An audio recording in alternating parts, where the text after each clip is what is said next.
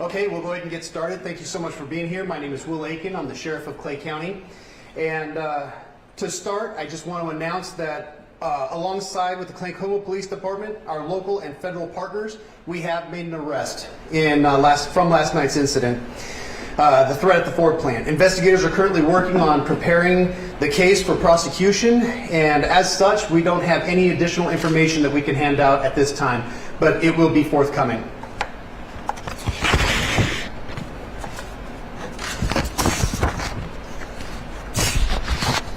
Last night, the Ford and Safety Security Team received a phone call at 5:20 p.m. from a man who claimed to be barricaded inside of a bathroom inside the paint area of the factory. He claimed to be armed with explosives, a rifle, and a handgun, and also expressed that he was disgruntled with his job. Ford shut down production and evacuated the plant. Clay Police requested the assistance of the Clay County Sheriff's Office, and we deployed our Special Tactics and Response Team, as well as our negotiations team, drone operators, and several other deputies. We had some indication that the threat might not be legitimate, but we couldn't rule that out at that time. We had to treat it as though there was an imminent threat, even though there was no reports of gunfire or injuries. Our tactical team did an initial search of the area where the caller claimed to be and located no one. At that point, we requested assistance from other tactical teams from around the area, which included the Kansas City, Missouri Police Department, Gladstone Police Department, North Kansas City Police Department, the Liberty Police Department, Platte County Sheriff's Office, and the FBI. It took approximately 6 hours to search the entire factory. Meanwhile, investigators continue to work on locating the source of the threatening phone call, and as I led into the conference, we actually made the arrest. Some things that I want to point out about last night's incident.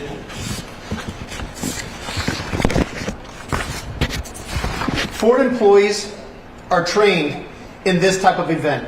The Clay County Sheriff's Office, the Clay Police Department, as well as the Liberty Police Department have partnered with Ford to actually do tabletop exercises and talk about how to respond to such incidents. There were roughly 2,200 employees on site for last night's incident, and they evacuated. So I thank them for putting those plans into action and safely exiting in a timely fashion. No doubt was it a stressful event to have to operate through. Help poured in from around the area. In addition to the agencies that I've already mentioned, I want to mention that the Pleasant Valley Police Department and the Missouri State Highway Patrol, thank them for their assistance in scene security. I also want to thank Clay Como and the Kansas City Fire Departments to be ready and on standby for any possible casualties, which thankfully we did not have any. I also want to thank the United Auto Workers Local 249 for allowing us to take over their building, their parking lot, to serve as our command post, and letting us use this facility right now for this press conference. This hoax created a huge strain on law enforcement, not to mention the financial loss that Ford suffered from shutting down production. So at this time, I'm going to go ahead and turn it over to Acting Special Agent in charge of the FBI Kansas City Field Office, Elena Iatrola, to explain the gravity of the situation and to generally talk about swatting. So at this time, I'll turn it over to Elena. Thank you, Sheriff Aiken. Good morning. I want to underscore the severity of swatting. Swatting is a criminal act by an individual or group of people who knowingly provide false information to law enforcement to elicit a law enforcement response. Individuals make it appear as if the call is coming from a victim or a place, and that includes individuals, homes, schools, businesses, and last night it was the Ford facility. Usually many different assets are deployed in these incidents to include SWAT teams and bomb squads and investigative units. Making false claims takes away from our actual job and our resources to respond to real crisis situations. We consider it a very serious crime. Last night, the FBI deployed assets to the Ford plant along with our many law enforcement partners. Our SWAT team worked along all the other tactical teams to clear the 6 million square foot facility to ensure the safety of everybody involved. And then we also assisted with the location and the arrest of the perpetrator. We'd like to say thank you to all of our law enforcement partners. We remain committed to working with our law enforcement partners to ensure the safety of the community. And with that, I'll turn it over to Clay Como PD Chief, Matt Coots. Hello, Chief Kuntz. Last night we responded with Clay Como officers and Pleasant Valley officers responded on the initial call, and we quickly ascertained that it was a threat that we were going to have to take seriously and that we were going to need assistance, and probably a lot of it. So we immediately called Clay County Sheriff's Department, and their response was rapid and fantastic. And I just want to thank all the many agencies that the sheriff has already mentioned for all of their help. The response was fantastic last night, and it's nice as a small town knowing that we can rely on the other agencies in the area to help us. And I want to thank Ford and the UAW. They were fantastic. Just thanks to all the many agencies. Thank you. And I want to introduce the chairman of the Village of Clay Como Board, Terry Bradich. Thank you, Mayor. I'd just like to thank our police chief, Matt Kuntz, and our fire chief, Steve Schumeyer, for their quick response in this matter. And also thank you to all the agencies that helped. I really appreciate it. Thank you. So at this time, I'd like to open up for any questions that you might have that's outside of the information that we've already passed out or have stated this morning with the press conference.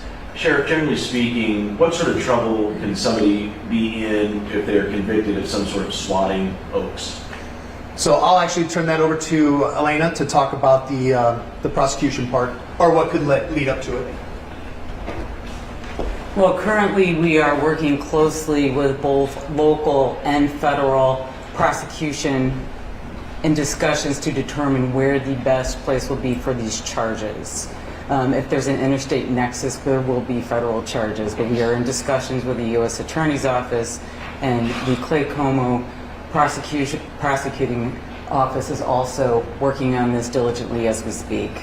But is there a window, say if it is a federal incident, what kind of punishment could be handed down in a swatting case? Well, truly, U.S. Attorney's Office will speak to that, and they're not here at the moment, but they will speak to that. They are also in coordination with this as we speak, as we present the case to them. So I just want to add that all options are on the table at this time. Clay County Prosecutor's Office and Clay County's prosecutor, Zach Thompson, and his team are working on it with our investigators all the way up to the U.S. Attorney's Office. And so we'll be able to have more information hopefully at a later time.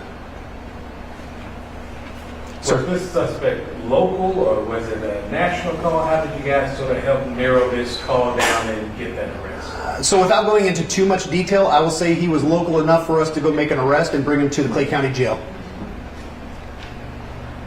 Has there been an incident like this? Have you guys ever had the SWAT team inside of the plant before? I mean, it seems pretty, 6 million square feet. I mean. Believe it or not, we've never had a swatting situation like this inside Ford, the Ford plant, but we have trained with our tactical team as well as many other tactical teams inside the Ford plant just to make sure that when a situation like this does happen, we're already ready and we're familiar with the internal workings of the Ford plant. So even though we haven't responded in an actual operation, we've trained it many, many times in the past. What are the unique challenges that would come with inserting a SWAT team into a facility like that? 6 million square feet, and if you've never been inside the Ford plant, there are so many nooks and crannies, it's almost impossible. But that's also the reason why we brought in our drone operators, because having a bird's eye view flying across the elevated portion of Ford plant while we have boots on ground, it makes it a lot easier. But again, 6 million square feet. And also there are operations inside the Ford plant that absolutely have to be staffed at all times. So we also have to make considerations for them. Talk about the man hours, the cost of it. Can you guys calculate that? I know it's just too soon, but is it a possible number that dollar amount spent? Absolutely, it's definitely a possible number, and that's usually something that we try to accumulate from all responding agencies. And I mean, we get it all the way down to the dollar amount spent per hour for each employee that responds, and then we give that information over to the prosecution, whether it be U.S. Attorney or our local prosecution office. Can you say roughly how many people you did have respond? So the Clay County Sheriff's Office, I know we had between 30 and 35 employees, but I can't speak at this time on how many other people or how many other officers and troopers that responded, but we might be able to have that later on today. Can you go over how dangerous it is when something like this happens, and then you're allocating all these resources to this, and you're not able to be out and about somewhere else? This is one of the most dangerous situations that we can respond to. It's a disgruntled employee locked up in a bathroom with explosives, a rifle, a firearm. We have over 2,000 employees inside the Ford plant. And keep in mind, we have to evacuate every single one of those people without removing the mission critical employees, because we have to keep them safe as well. So what goes into it is, if somebody acts a certain way, we have to be able to respond appropriately. Well, when you have 2,000 people trying to get out of the Ford plant and 6-7 tactical teams going in with only the information of explosives, firearms, and somebody who wants to cause harm, that's extremely dangerous situation.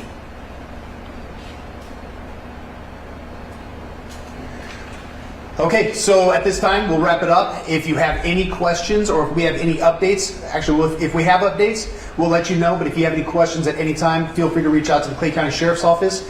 Sarah Boyd, and she'll be able to coordinate that information. Thank you. Real quick, Sheriff, can you say man or woman or just person on your suspect? That's a great question. I wish I could, but at this time we're just going to hold it close to our chest until prosecution has a chance to determine how they're going to proceed. All right, thank you.